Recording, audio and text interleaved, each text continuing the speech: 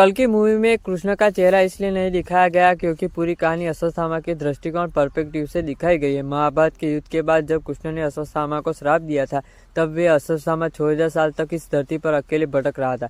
इतने लंबे समय में उसकी यादें धुंधली हो चुकी थी। इसको समझने के लिए मेरे पास 3 थ्योरी है। पहली थ्योरी ये कि 6000 सालों में अश्वत्थामा ने अनगिनत लोगों के चेहरे देखे, युद्ध देखे, पीड़ा सही।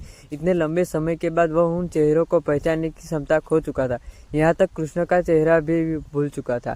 दूसरी थ्योरी ये है कि पूरी कहानी अश्वत्थामा के नजरिए से दिखाई गई, इसलिए हमें वही दिखता है जो अश्वत्थामा को याद था। उसे कृष्ण का चेहरा याद नहीं था, इसलिए फिल्म में भी कृष्ण का चेहरा नहीं दिखाया गया। तीसरी थ्योरी ये है कि कृष्ण का चेहरा न दिखाने का एक कारण हो सकता है कि फिल्म के अगले भाग कल की पार्ट 2 में जब कल की अवतार पकड़ोगे तब कृष्ण का चेहरा दिखाया जाए दूसरे पार्ट में।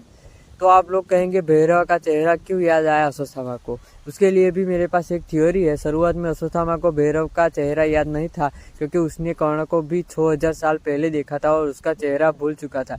लेकिन जब उसने भैरव को कर्ण ने विजय धनुष का इस्तेमाल करके देखा तब उसे महाभारत का वह पल याद आया जब कर्ण ने उसकी रक्षा की थी। इस फ्लैशबैक में कर्ण का चेहरा भी साफ दिखाया गया और तभी अश्वत्थामा को एहसास हुआ कि भैरव कर्ण का पुनर्जन्म है। अगर तुम इस रीजन से एग्री करते हो तो वीडियो को लाइक करके बेल आइकन ऑन कर लो।